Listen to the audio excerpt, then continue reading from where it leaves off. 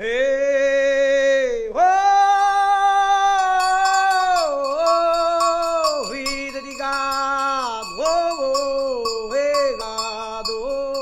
Pessoal, hoje nós vamos dar uma volta aqui na zona rural de Altos. Nós estamos na localidade, o lugar conhecido como Olhe Lá. Fica aqui pertinho, nas proximidades da Prata, em Altos aqui, né? Nós estamos aqui na capelinha, onde fica a cruz do vaqueiro. E eu vou procurar aqui um pouquinho, mostrar um pouquinho dessa história para vocês. Eu nasci no meu sertão do Nordeste brasileiro. Vivo na luta do gado, na mata e no tabuleiro. E tenho felicidade na profissão de vaqueiro. Ei, gado, O meu grito de vaqueiro domina qualquer boiada. Meu cavalo é ligeiro, minhas perneiras encebadas. E o esporte que mais adoro é festa de vaquejada. E no estouro da boiada, no berro do barbatão, no badalado chocalho e no latir do meu cão, faz-me lembrar de Bastinho, dominador do Negrão. O Vaqueiro Enterrado Vivo é uma das lendas mais assim firmes do nosso imaginário altoense, né? E mais do que lenda, existe o lugar real do túmulo, existe a família que cuida do lugar onde teria sido sepultada essa alma caridosa. Conta-se que pelos idos de 1850, um vaqueiro campeando ali na região do Olhe Lá, que fica próximo à localidade rural Prata, não se sabe se ele era nativo daqui, da comunidade, ou se ele estava passando pela comunidade tocando alguma boiada. Mas sabe-se que esse vaqueiro, cansado, muito estafado do sol exaustivo e causticante, parou na fazenda Santa Cruz. E ali teria pedido água para a senhora que estava na janela. E aí aparecem as duas versões da história. A primeira versão diz que ele teria pedido água para ela usando a expressão: minha senhora, dá para arrumar água para beber? E ela teria mandado servir água a ele, mas quando ele deu em retirada, né, se afastou um pouco, ela mandou seus escravos sair em perseguição, cavar um enorme buraco e jogar ele com o cavalo e o cachorro que o acompanhava na viagem. O vaqueiro, inclusive, todo paramentado com toda a sua indumentária típica de sertanejo campeador, né, os seus couros. E a segunda versão diz que ele teria passado desapercebidamente na porta da fazenda sem fazer a devida reverência à sinhazinha. E ela se sentindo ofendida com o pé rapado daquele, não ter respeitado a donzela, moça rica daquela região, teria dado a ele o mesmo destino que foi citado anteriormente, né? O fato é que existe o túmulo do vaqueiro, existe o culto ao vaqueiro, existe o lugar onde ele é sepultado, que inclusive uma alma caridosa depois mandou levantar uma pequena capela, coberta por uma latada de palha, e que a dona Francisca de Lourdes ficou sendo zeladora durante muito tempo. Era ela que ia lá zelar, cuidar, varrer, levar algum penitente que fosse para lá pagar alguma promessa, né? Fazer acendimento de vela e tudo mais. E depois, com a morte da dona Francisca de Lourdes, o seu filho, o professor Edivaldo, herdou a tradição e hoje dá continuidade a esse culto ao vaqueiro, que é uma alma tida como muito milagrosa, que inclusive é alvo de reverência também dos vaqueiros da região. O pessoal que vai para lá para o festejo de Nossa Senhora do Desterro sempre vai ao túmulo do vaqueiro, especialmente no dia dos vaqueiros, fazer aboio, cantos, orações, em memória daquela alma injustiçada há tantos anos atrás, né? E outras histórias dão conta que essa senhora morreu de maneira trágica também, né? Recentemente foi lançado esse livro, Contos de Terror Altoenses, organizado pelo A.F. Soares e o José Gil III, e é um livro repleto de histórias. Participei escrevendo alguns contos e entre eles gostaria de falar hoje aqui a respeito do vaqueiro Francisco da Vera Cruz e a Sinhá Maria Pequena. Essa história ocorreu na cidade de Altos, naquela época ainda não era denominada ainda como cidade, e foi por volta de 1860, ou seja, um momento em que a escravidão estava de forma muito ativa. E Dona Maria Pequena morava naquelas regiões próximas da Prata, a zona rural da nossa cidade de Altos, e tinha já uma fama de ser uma senhora muito reservada, muito fechada e de uma ruindade também muito conhecida, da forma como tratava os seus funcionários, os seus escravos e a sua própria família. Consta que naquela época já era uma senhora viúva que morava com as suas filhas unicamente, então responsável, estamos falando de 1860 aproximadamente, então era um momento em que existia aquela necessidade as funções do homem, as funções da mulher. E Dona Maria Pequena, por ser viúva, ela exercia os dois papéis, principalmente o papel do homem. Então ela dava aquela questão da manutenção da fazenda e da vida diária. E a fazenda foi palco de diversas atrocidades, diversas crueldades, e entre esses registros, porque muita coisa se perdeu, mas de forma oral foram se passando as histórias. E desde criança, minha madrinha, que já é falecida, faleceu com seus 80 e poucos anos de idade, Virginia Carvalho, que era residente, passou sua infância e adolescência na Prata, seus pais e avós também eram daquela região e tinham um conhecimento muito amplo, e essa história foi passada dela para a minha pessoa, que eu escutei também na minha infância e na minha adolescência e decidi passar para o papel, por até mesmo ter alguns detalhes que ainda não tinham sido escritos. E como eu estava falando, a fazenda foi marcada por suas crueldades, né? As pessoas que residiam por lá. E uma história que chegou até a gente foi que certa vez um vaqueiro de nome Francisco da Vera Cruz, que ia passando ali nas proximidades da fazenda, teria visto uma das filhas de Maria Pequena na janela, e lá ele pediu um copo com água e ela foi, buscou e tal, mas ele teria se insinuado também para ela. Então tudo seria por essa questão da insinuação com a filha da Maria Pequena, e o vaqueiro pegou, seguiu sua estrada. A filha relatou o acontecimento para sua mãe, e a mãe, ao saber que aquilo tinha acontecido, reuniu alguns escravos e seguiu em direção ao vaqueiro. E ao encontrar o vaqueiro junto com os seus escravos, Dona Maria Pequena mandou cavar uma sepultura muito funda. O vaqueiro nesse momento estava com o seu cavalo e o cachorro de estimação, e ali o vaqueiro foi jogado dentro da sepultura e enterrado vivo, junto com o seu cavalo e o seu cachorro. E o tempo foi passando, aquela crueldade foi de conhecimento daquela população que vivia por ali, naquele meio rural, mas ninguém tinha coragem de desafiar Dona Maria Pequena.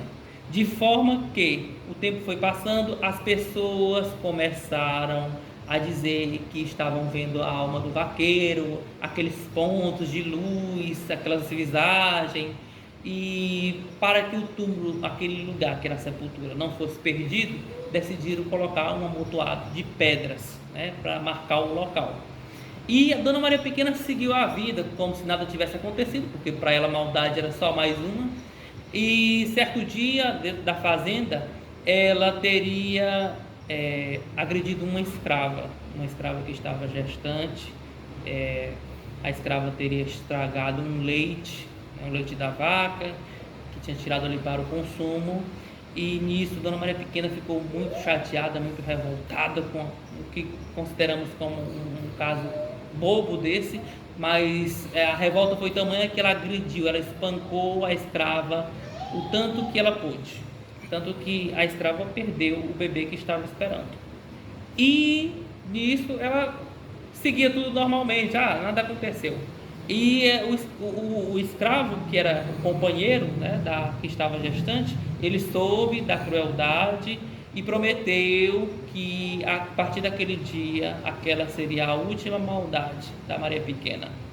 E ele foi analisando, foi pensando a forma como ele iria se vingar, né, da sua dona, como se dizia na época. E certo dia tudo conspirou para dar certo. Por quê? O escravo ele estava junto com os outros no plantio, ali na roça, no pomar, cuidando de tudo. E no momento o feitor ele não se encontrava na fazenda. E um dos escravos chamou Dona Maria Pequena para ver a plantação de feijão, a plantação dos legumes, porque como ela também administrava toda a fazenda, ela teria que estar acompanhando. E ao chegar lá, ela foi morta por esse escravo, né? O esposo lá da senhora que perdeu o seu bebê devido à agressão da Maria Pequena. E lá a Maria Pequena foi morta por ele, por outros escravos também, que já tinham mágoas guardadas referente à sua dona. E foi o fim realmente de Maria Pequena. Nisso, quando ela começou a ser estrangulada, a ser golpeada com instrumentos cortantes, as filhas perceberam o movimento e fugiram da fazenda. E ao fugir da fazenda, não se sabe, mas foram para um lugar mais próximo e seguro e abandonaram, né? Abandonaram assim a fazenda, porque elas não podiam mais voltar para lá, por não ser mais um espaço seguro. Tinha uma das filhas que já estava perto de se casar, essa acelerou mais rápido para ficar ser mais próximo o processo de casamento e foi embora, né? Sabe-se que foi embora e que vendeu a propriedade, não se sabe para quem. E nessa venda da propriedade, o tempo foi se passando, as pessoas também foram deixando para lá essa história, mas o vaqueiro foi sendo lembrado, foi se tornando já um ponto de uma alma milagrosa, aquela questão toda sendo, as pessoas levando os ex-votos, né? Que é uma marca muito comum aqui do Nordeste brasileiro.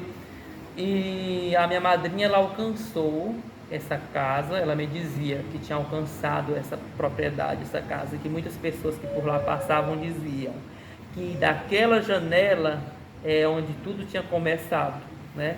E as maldades da Maria Pequena, enfim, tinham chegado também, né, ao término. E era uma casa muito grande, minha madrinha descrevia como janelas imensas, com detalhes, né, na cor azul, as telhas. E com o tempo a minha madrinha alcançou a fazenda e a fazenda também sendo desmanchada, vamos dizer assim. Porque a minha madrinha contava, as telhas, que eram imensas, saíram daquela fazenda e foram para um lugar, uma comunidade chamada Três Pinicadas. E tinha um tronco que os escravos, né, eram açoitados. Esse tronco, com o tempo também, ele se acabou, porque o mato, a vegetação, ela tomou de conta da fazenda, porque foi abandonada por algum dos moradores que compraram a fazenda e com o tempo abandonou.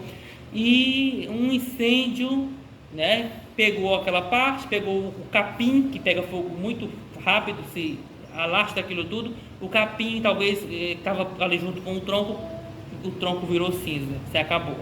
Então talvez procurando o local exato de onde era a fazenda, existe uma possibilidade de uma pesquisa arqueológica, e já é com o pessoal da arqueologia, que eles são preparados para isso, e existe uma possibilidade de encontrar vestígios, né? A gente, enquanto historiador, a gente pesquisa, mas essa parte mesmo das escavações e mais detalhes são com os arqueólogos. E talvez existam as peças de ferro, alguma porcelana que foi quebrada, né? A gente vê muito isso em outros lugares e, né, se for para investir, seria uma ideia assim considerável. São as memórias que a minha madrinha contava, uma lembrança muito viva daquele acontecimento, das que passaram para ela, né? Provavelmente seus pais, seus avós e por aí vai. Então foi uma história que ficou registrada na oralidade. Não se sabe se existe documento a respeito disso. Se está no Arquivo Público do Estado do Piauí, nos jornais, nas consultas que foram realizadas, não se tem registro.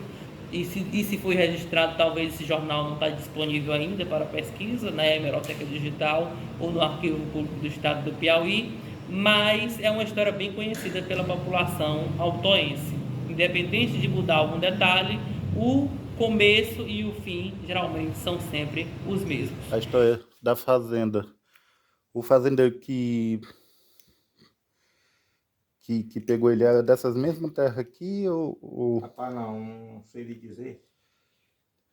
Porque eu só via a história, né? Que eu acontecido, mas não sabia quem morava lá, não sei quem era. Não sei. Mas onde era essa fazenda? Era Ali no sítio mesmo, sítio Conceição ali. Né? ali, hoje é a terra do falecido Dr. Renato Bacelar. É. O pessoal morava lá. O que nessa época era terra de fazenda de escravo. Acho que era, lá era escravo nesse tempo, né? Que tinha os chefão lá que mandavam os outros. Ele mandava fazer, se não fizesse, a gente taca, né? Aí esse chefão é que mandou Foi quem mandou, né? Foi. enterrar este vaqueiro aqui.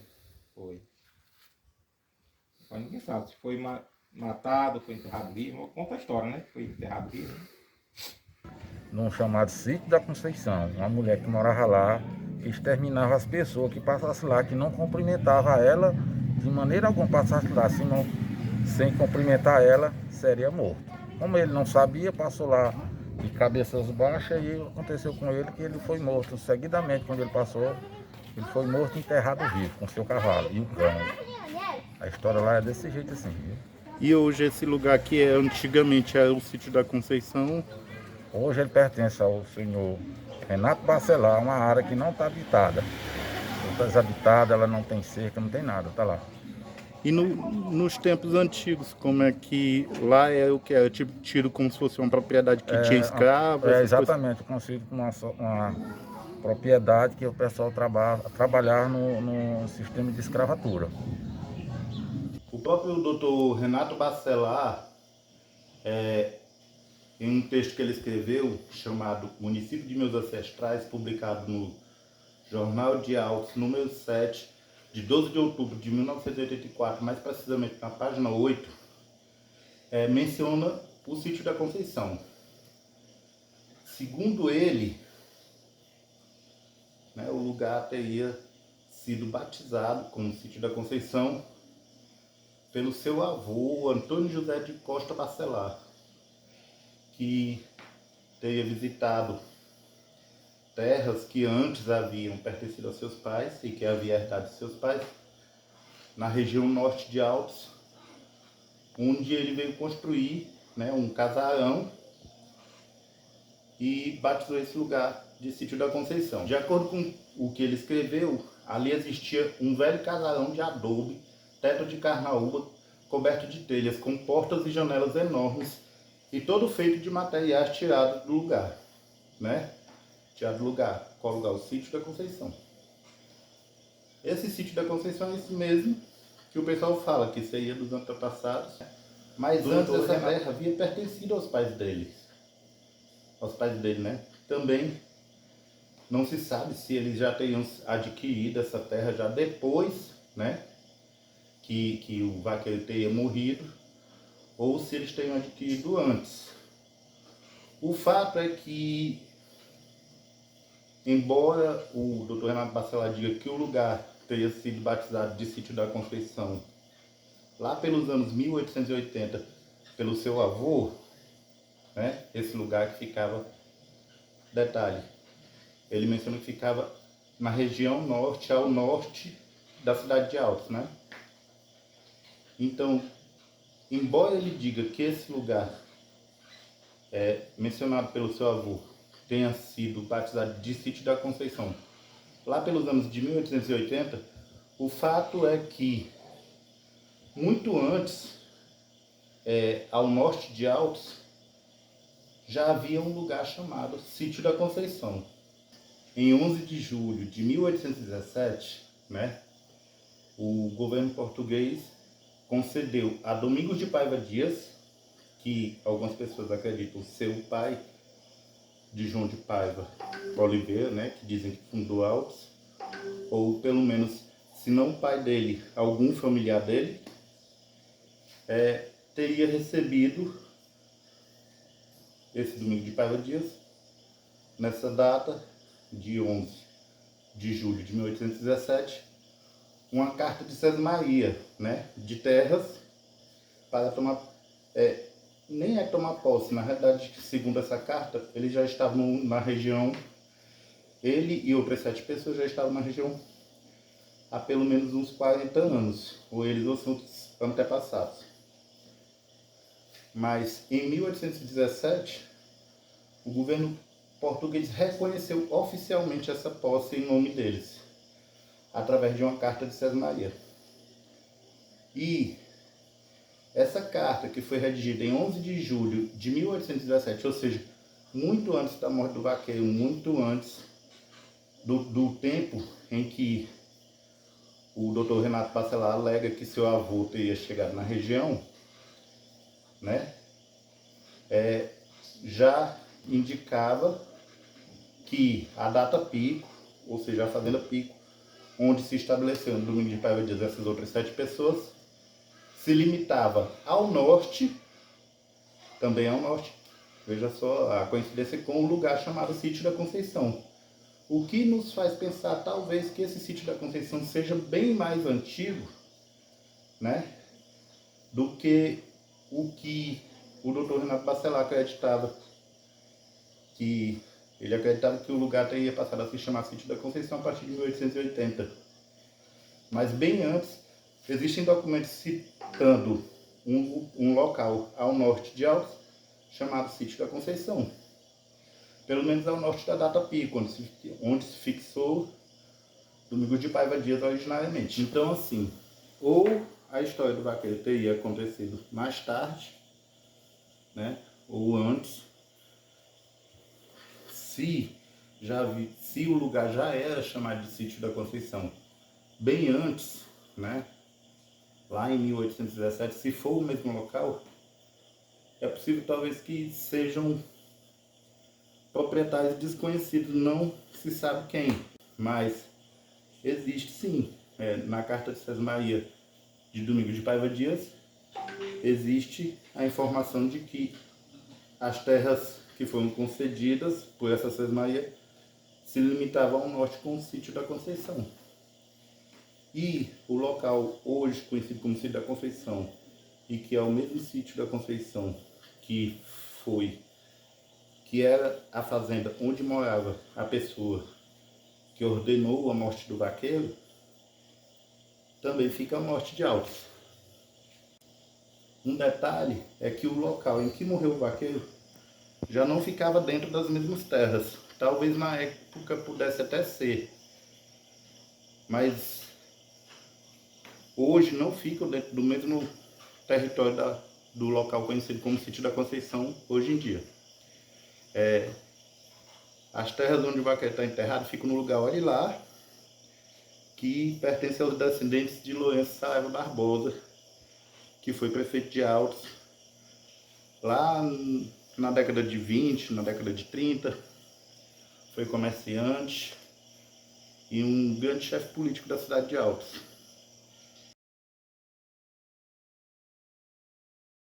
O terreno é herança do vovô, ficou com meu pai.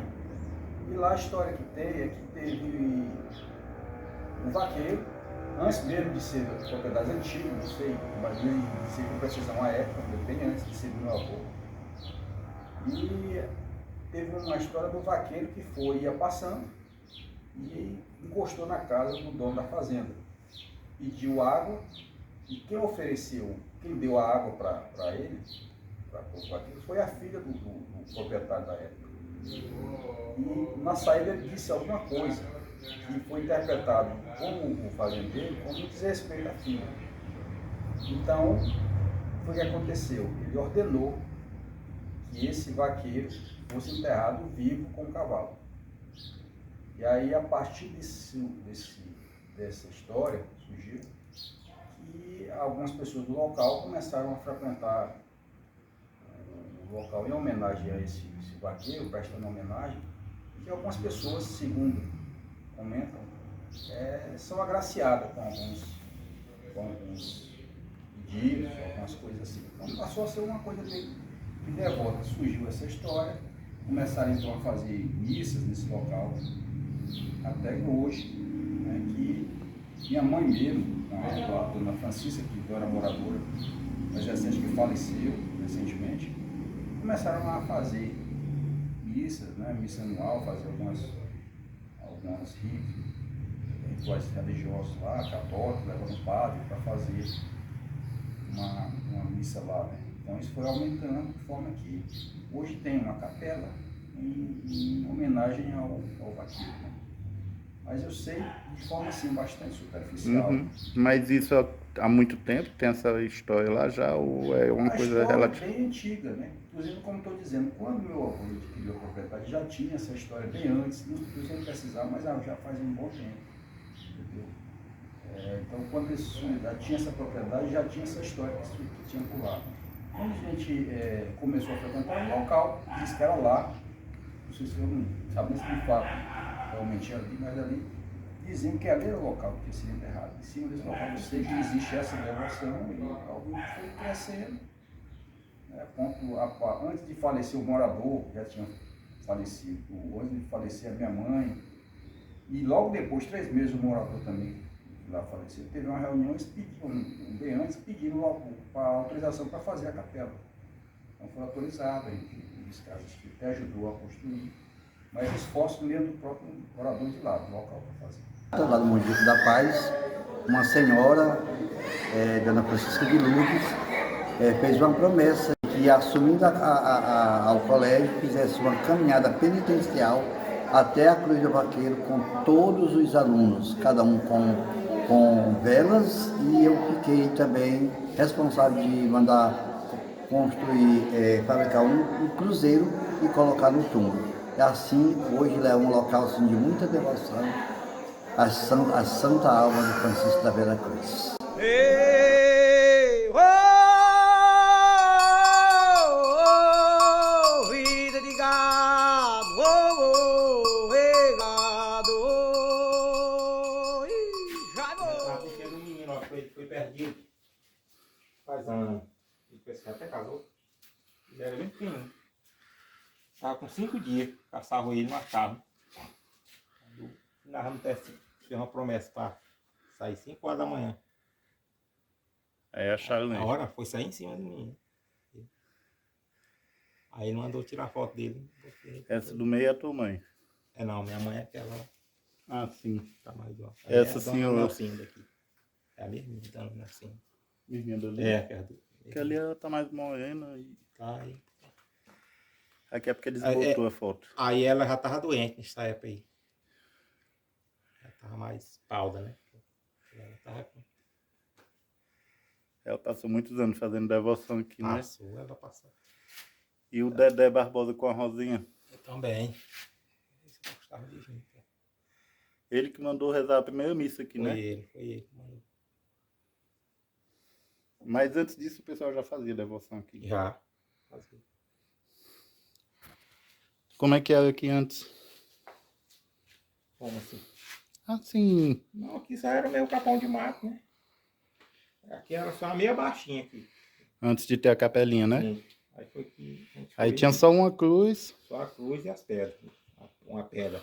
A pedra lá. Eu até botei ela pra ali. Não, ela tá aqui debaixo do túmulo. Ela ficou, eu não mexi não. Ela tá debaixo aí. Aí foi que o O rapaz túmulo foi feito por cima, né? foi. Por cima da pedra.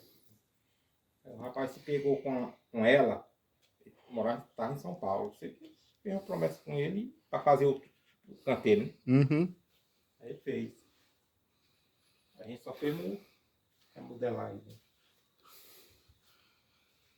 Ele fez esse quadradinho ao Só redor. quadrado, assim. Não era nem desse jeito aqui, já foi eu que modifiquei. Ele era mesmo. Só o canteiro mesmo com uns. Aí foi eu que fiz dentro aí. E depois começaram a fazer a capela. Primeiro foi de palha. Primeiro era de palha, aí foi feito de telha mesmo. Aí foi derrubado da telha, aí foi feito desse jeito. E geralmente quem é que constrói assim? Quem começou essas construções? Tudo foi eu. Não, a primeira casinha de palha. Foi eu, mas meu pai e meu avô levantavam, né? Fazia. Aí a gente fez do mesmo jeito. O rapaz comprou o material e nós foi quem fizemos. Meu pai, outro irmão meu. Aí agora essa daqui foi só eu e um primo meu. O teto todo foi, as paredes tudo foi eu que fiz. Agora o teto o rapaz me ajudou a botar. Né? Mas geralmente essas doação de material de construção, dessas coisas, é paga de promessa, alguma coisa assim? Não, foi um bingo que foi feito, leilão, e foi arrecadado o dinheiro para fazer. Aí muita gente ajudou também, ofertaram dinheiro, essas coisas. Gente que já é devota, né? Devoto. Começa a ter aqui, foi o Neto Delmiro que deu. Aqui todo foi. Uhum. Aí fui comprar só o tijolo, cimento, areia. Um leilão que foi feito e foi bom. E a história da devoção aqui já é antiga, já. É antigo. De quanto tempo? Faz muitos anos, porque quando eu me entendi já tinha gente que fazia devoção aqui. Minha mãe mesmo, o tempo que chegou e que acharam ela aqui, ela rezava texto, que ela gostava de rezar mesmo. Ela rezava texto. Quase toda semana ela rezava um texto. Aí aos poucos foram construindo os fiéis, no caso. No caso. Como é o nome da sua mãe? Francisco de Lourdes Silva Martins. E o nome do senhor? Meu Antônio Francisco da Silva. Eita. Ainda hoje anda muita gente aqui? Toda semana, hein? Principalmente toda segunda-feira, hein? A gente se nivela aqui, né? Toda segunda-feira. Essas promessas que o pessoal faz é mais a questão de saúde ou é... Agora eu não sei, né? Porque muitas vezes a gente só vê o pessoal vir, ninguém pergunta, né? Mas as que vocês conhecem que foram feitas, geralmente é de quê? Rapaz, muita gente é para saúde mesmo. E Para plata mesmo, a gente já fez para problema que tem de saúde, aí se pega com ele, vai valida. para encontrar alguma coisa Sim. que sumiu também? Sumiu também. Eu mesmo já tenho me pegado com ele para de gente que se some, eu me pego com ele. Outros vizinhos ali do sete também que se pegam com ele para um vivente que se some e aparece. Né? Um vivente que você fala é animal ou é gente? Animal. Criação, é gado. História de gente que ele já encontrou só aquele menino. Aquele rapaz ali. Hoje já é adulto, já tem família. Já tem família. Ele era pequeno, ele tinha 5 anos. Mora onde? Em Altos? Ele mora aqui no município de Campaió, né? Ele morava no terreno do Vieira ali, mas aí foram embora lá pro lado do Lagoa Seca. Ainda frequenta aqui? Não, aí depois ficou adulto, veio lá. Aí ele veio pagar ele, nele também veio estender ela aqui. Pagar a promessa que quiser. Aqui dentro dessas garrafas, a gente vê tufo de cabelo, né? Tudo dos devotos. Alguns Bilhete com pedido que ele faz. alguns bilhetes com pedido. Ainda dá para ver ali um pouquinho da letra dos fiéis. Aí a gente vê uns textos.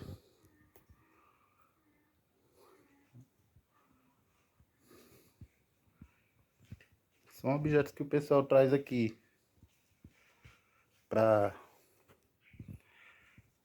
essa alma do vaqueiro, que o pessoal diz que é muito milagrosa aqui em Altos. No lugar, olhe lá. A gente vê algumas imagens de santo. Um lugarzinho para deixar uma oferenda em dinheiro, se quiser. As fitinhas. Né? Aqui parece ser alguma coisa de diploma, de alguma formação.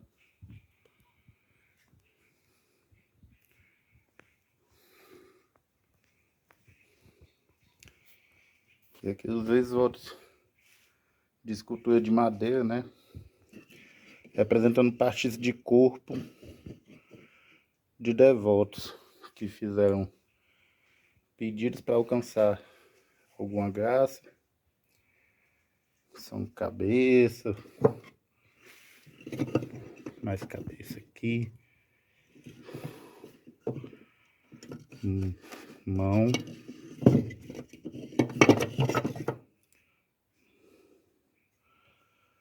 não, braço, né? Tem do coração.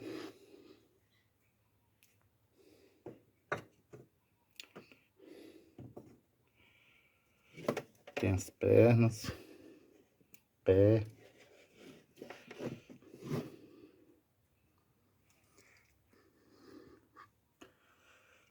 De seios também, talvez mulheres que tivessem algum problema de câncer de mama, alguma coisa assim. A gente vê alguns livrinhos de oração, o Cântico Religioso, o Novo Testamento. Realmente coisas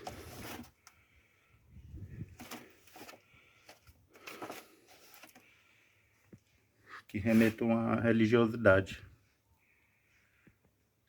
Chapéu, mais orações. Aqui algumas fotos,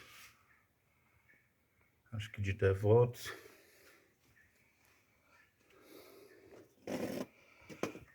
Aqui mais fotos de devotos.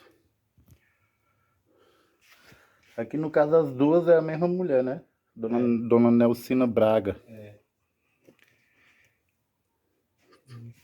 Que é uma das primeiras devotas do Santuário da Cruz do Vaqueiro.